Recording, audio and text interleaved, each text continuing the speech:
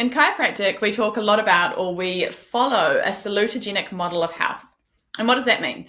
Simply put, it means that it is the study of what keeps us well, what keeps us vital and vibrant and healthy, and all of the things that we're very, very, very passionate about as chiropractors and as a chiropractic team. There are brilliant studies coming out from not only the New Zealand Chiropractic Centre for Research, which is one of the best research centres for chiropractic in the world, but all over the world that show what is happening when we are adjusting the nervous system. Because again, as a team, we know that we see magic. We talk about it all the time. We hear people tell us they feel so much happier. They have so much more energy. They can do the things that were really getting in the way of them before, whether it's activities of daily life or some big, audacious, brilliant goals. And they genuinely know that their body is a lot more like it should be when they're well adjusted. So those studies are starting to trickle through, and it's amazing to see actually what is the science behind it, or what is the neurology behind it, because we already know it happens, and now we get to see exactly why.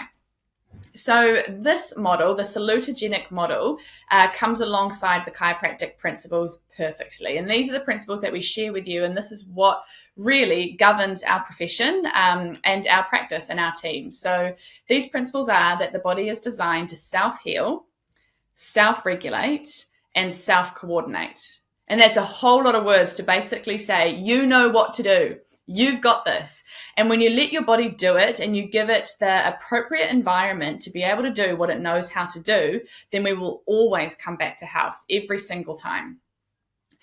Now, what happens when we get in the way of this, or our lifestyle or the stresses we're exposed to start to get in the way of this? We start to see that the stress and demand on our nervous system, which, is not all bad. We are designed to handle and tolerate and adapt to stress. But when that demand increases more than our ability to adapt to it, or more than the resilience that we may have once had, then we start to see signs of dysfunction within the body. And this can come about quite quickly.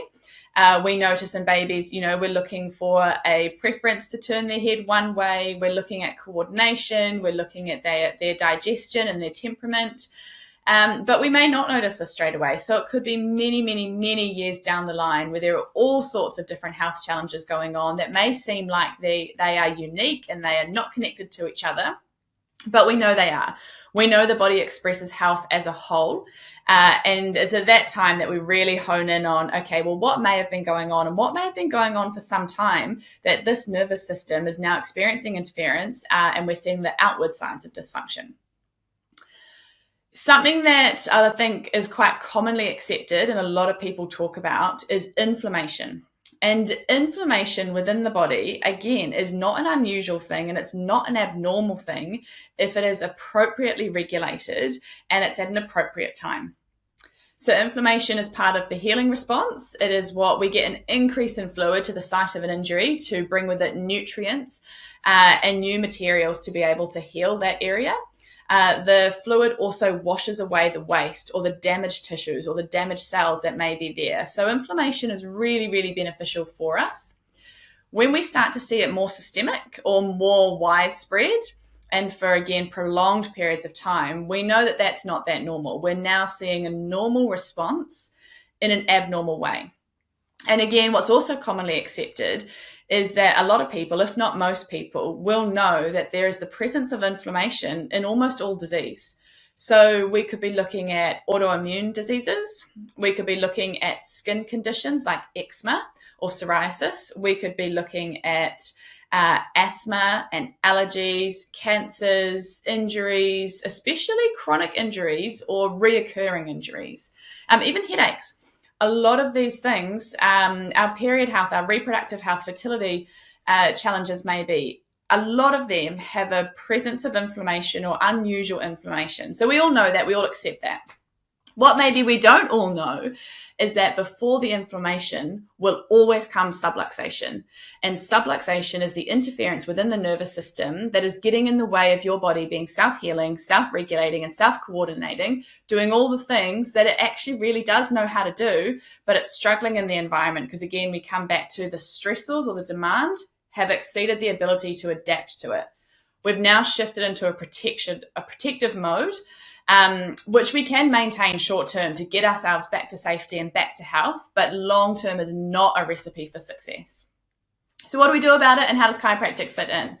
Well, chiropractic works with the nervous system. So when you are continually optimizing the nervous system, supporting the nervous system to be clear, to be at its most optimal and well connected to all parts of the body, then we know the body has the right driving force behind it to be able to express itself naturally and normally.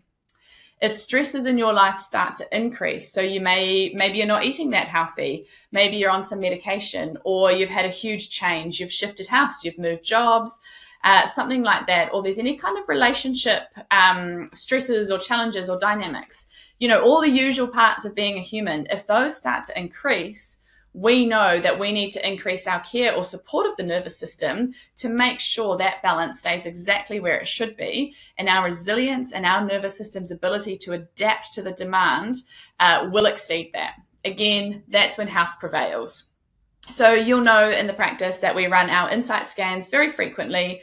We take them on the first day that you come into the practice with us because we want to know where is that level of adaptability.